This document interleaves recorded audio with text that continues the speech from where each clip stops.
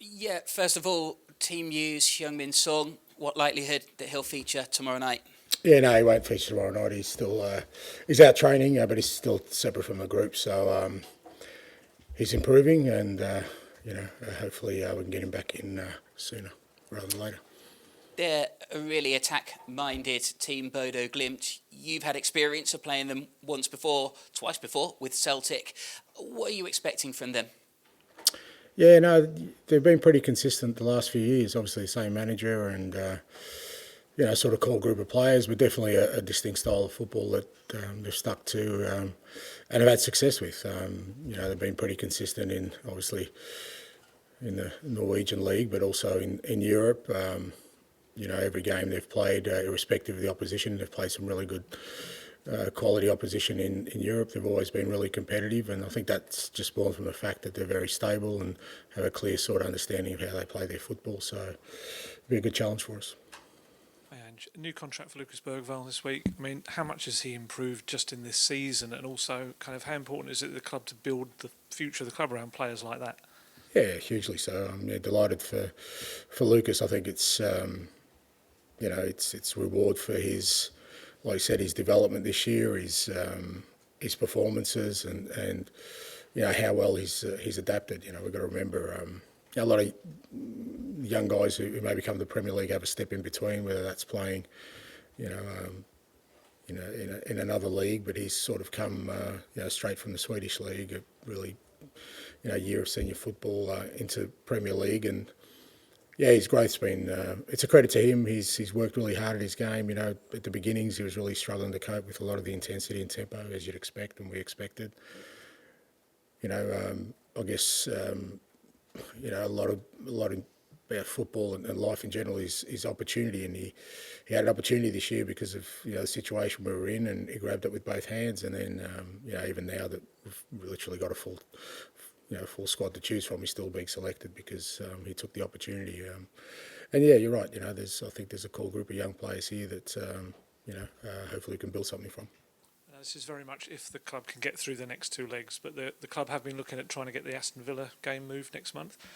We see kind of foreign leagues often switch around fixtures to help out teams in European competition. Is this something that the Premier League kind of really has to help out on this occasion with? Look, I haven't looked too deeply into it. I don't know what sort of precedence there is to it. Like I said, I know other leagues obviously do it, which you can't understand for European finals, but I'll leave that to the powers that be. I'll concentrate on trying to get us there first of all. And well done on the marathon, mate. Congratulations. Well done. The club have worked with the Tottenham fan group tomorrow to put on a tifo display, and there'll be flags throughout the stadium as well. I know the fans haven't always felt aligned with the club at times this season, but how important is that kind of togetherness for such a big night? Yeah, really important. And again, whoever of you guys have travelled throughout Europe with us, whether this year or other years, you see the impact that has, when you play in opposition stadiums, when the supporter base, really feels engaged with, with the club and with the team and with the occasion. And it's going to be hugely important for us tomorrow night. Our fans in Frankfurt were outstanding. And to be fair, in Europe this year, all the European games, even the Frankfurt, the first home game, I thought was a fantastic atmosphere. And we're going to need it tomorrow night. Again, it's a semi-final of European competition. I'm sure our supporters are excited. Everyone at the club's excited, and we want to make sure we get the best chance to perform at the best level so we can get through. Hi, Ange. Are you superstitious? No, I used to be, but not anymore. I find it was kind of worked against everything else. I kind of believe in my life because, I never used to change, socks. And then I thought, geez, if it's just the socks, what am I doing? What's the point of me being a coach if it's just socks that make a difference? No, I'm not, mate. Sorry. I ask because last time Tottenham won a European trophy, Liverpool were champions, but the manager also left at the end of that season. Do you? Jeez, well, it's a hell of a way to it's a hell of a way to frame that question, Matt. About look, I said before, and I get we're trying to run two parallel things here of a really disappointing season in terms of the league. But I just don't think that we can do anything other than really concentrate on an unbelievable opportunity we got before us. I just think, irrespective of what kind of season you have, how often will you be in this position? History tells you not that often, irrespective of how strong you are as a club, even the strongest clubs in terms of Europe.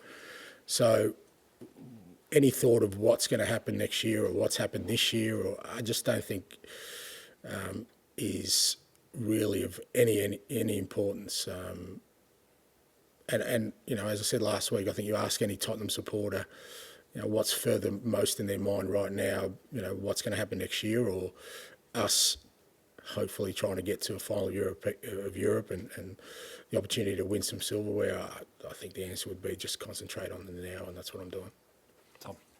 Hey, Ange, that game against Bodo with Celtic was a few years ago. Is there anything you can learn from those particular games? And if so, what is it? Yeah, absolutely. Like I said, same manager, similar style of play. You know, when we played them with Celtic, we'd sort of, our season had got off to a slow start, but by that time we'd kind of were playing some decent football. But I remember, because again we had the first game at home, a bit like us, and their ability to play at a really good intensity. They weren't phased. You know, the atmosphere at Celtic Park is unbelievable. They weren't phased by that. Yeah, they'd beaten Roma, you know, a couple of weeks before that, and it really strikes you that I don't think they're going to be daunted by anything tomorrow that they face, because you know they've been at Old Trafford, they've played at the Emirates I think a couple of years ago. You know, like I said, they've played some big clubs in Italy, they've played some big clubs in other countries, and you see that they have this ability to not be fazed by that, and we've got to expect that tomorrow night. I don't expect them to be overawed by the occasion, or you know, sort of thinking, wow. I think you know they've got a real capacity to be really strong in their mind about what they need to do, and the away game's tricky because you know you're playing in an artificial surface, difficult conditions. So I think there are still some real parallels there, and having experienced it, I know that you know they're going to be a really tough opponent. And just throughout this season, when it's been difficult in the league, you've constantly said to the players, you've said to the players that they can still have a fantastic finish, and you're now 2 ties away from a final. What's been your message to the players this week? You know, last week you talked about the Stonecutters Creed. Any particular kind of Angisms ahead of this week? No, and that wasn't an Angism. I'm still shocked that the whole room I was talking to had never heard of it before. But no, look, I think that still rings true. Like I said, I'm really strong at the moment on these. Like I said, these parallel worlds we're trying to traverse, and I've sensed, which is not surprising because I've said that before, that the way this club's perceived, that people are almost trying to diminish it in some respects. You know, I've heard people say, well, it's the equivalent of Man United winning the FA Cup. No, it ain't. I'm sorry. Not on any planet is it the equivalent. Others suggesting that maybe we're not worthy of, Champions League. I mean, again, they're like things that are there, designed there to diminish what's ahead of us, which is an unbelievable opportunity. Like I said, irrespective of how this season's gone, we have generations of fans who, want this more than anything else, to share again with the people that they love, a special moment supporting their football club.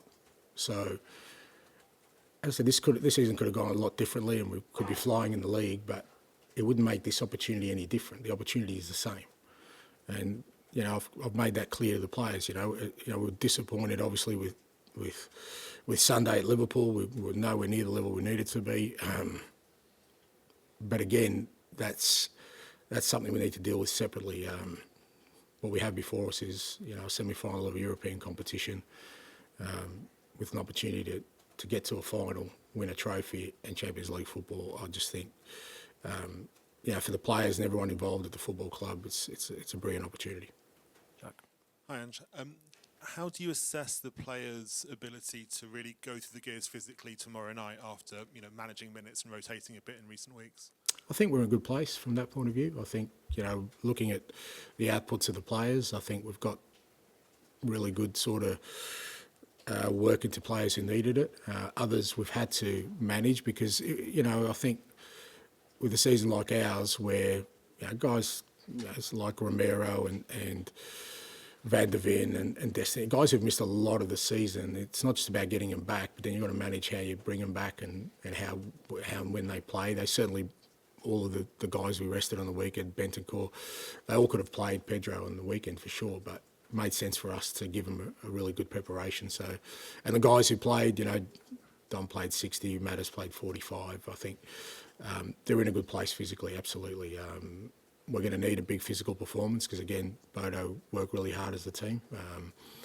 But similarly to the Frankfurt games, I think the guys are, from a physical standpoint, in a good place to have a strong performance.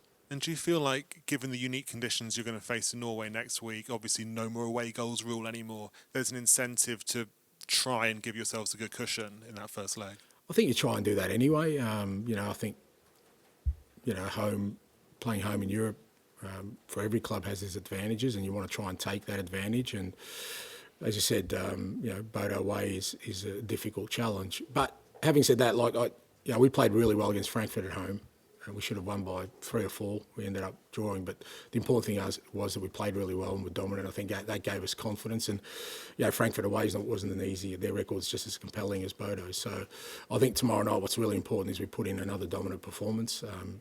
Hopefully, if we create as many chances this time, they go in rather than sort of hitting crossbars and so forth. But I don't think you just go into tomorrow night thinking you're going to kill off the tie. Then I just don't think. I think semi-finals, for the most part, tend to be pretty tight, and I expect that tomorrow night. For Bodo Glimt, this is an adventure. They are a small club, but for you, you're a bigger club. The last chance to get something from this season. How does that affect you mentally going into these games? Yeah, you'd love us to think that you're a small club and we don't rate. No, that's not how I've just said. I think Bodo's there on merit. They beat Lazio in the last. They beat Olympiacos, tough teams. They're there because they're a good football team. Doesn't matter where you come from. I come from the other side of the world, where football is the fourth sport. So I don't underestimate anything.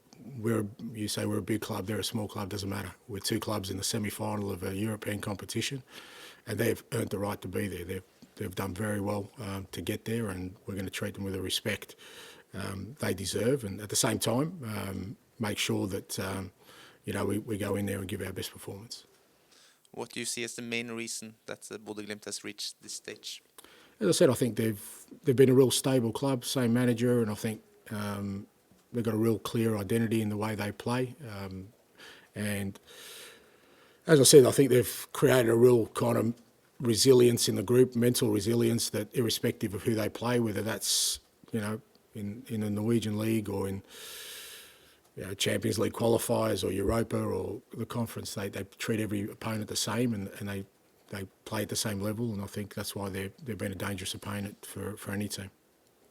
Hi, Eirik from TV2 Norway. In addition to that, you've been to Bodo. It was during the winter. It's such a small town. That's a fact. What does it tell you that a team from such a small place are playing in a semi-final in the European Cup? It's what I love about the game. That's the beauty of football. That irrespective of where you come from or the size of the place you come from, that if you're ambitious and if you have a clear plan, and you can, especially in our sport, you can create unique opportunities and create fantastic moments. So I think that's what we love about the game. That's what we love about football. That there's always been stories of whether it's clubs from small areas or small countries doing well in major competitions. That's always existed. The Bodo Glimt coach, Kjetil Knutsen, what is your impression of his style of football and him as a person? Yeah, good guy. Like I said, I obviously met him a few years back, and good guy, and he's done really well with him. Like I said, he's had a real clear identity about the way he wants his team to play. He's created a real strong culture at the club, I think, not just from a football perspective, but from a mental perspective as well. And you see that, and he's done very well, and I look forward to seeing him tomorrow night. So we won't see a replay of the Mourinho clash when you meet Kjetil at the sideline tomorrow. I'm a bit different to Jose, yes. But look, I think that's the kind of results they've had in the past. It means you have to respect them. You have to respect. This is not just a one-off.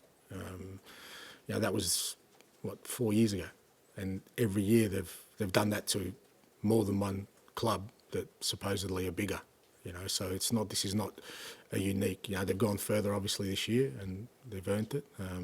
Like I said, even to get to the knockout stage, Olympiacos are a tough team. I mean, they won the Conference League last year. Lazio, we know, are a good side, so they're not there by accident. One thing is the results, but also the way they have played and done it. It must be something that warms your heart with your playing style. Yeah, no, absolutely. I love their approach. I love that they're not, intimidated by oppositions. I love the fact that they take the game and to whoever the opponent is, and look forward to the challenge. Final question, please. Hi Ange, Adrian Netovisny in Norway. You might say no, but after facing those big clubs like Olympiacos, Lazio, are you by any chance surprised by Bodo getting that far? Because I know you won't mention the small club and small resources, but it's from a city that small. Are you surprised going to the semi-final in the Europa League? No, like I said, I'm not, because if this was the first year they got results like that, then you'd say, I'm a bit surprised. But I think they've been building towards that. Like every year they've made an impact in Europe. Maybe they haven't got as far as, but I think, like anything else, it's only been, in recent years that they've got into Europe. And I think in Europe, the more you're in there every year, the more you get the chance to grow. And I think they've grown every year. So I think, it's not a surprise to me. And I think irrespective of how it goes this year, I expect them next year as well to have another impact in whatever competition they be. That they may get through the Champions League qualifiers next year and get to the Champions League. That wouldn't surprise me either, because I've just seen their growth. Last one. They're coming into this match with a lot of injuries. How do you think that will affect them? Maybe especially missing Patrick Berg in the midfield. Yeah, look, obviously, missing Patrick Berg is a loss for them. But again, I think it's always been more about what they do as a team rather than the individuals. Because the other thing, over the last 5 years, they've sold a lot of players as well. But the team's always remained consistent. I think, irrespective of the lineup tomorrow, we expect them to play the same way and to be just as hard to beat. Thank you very much. Thanks. Thank you.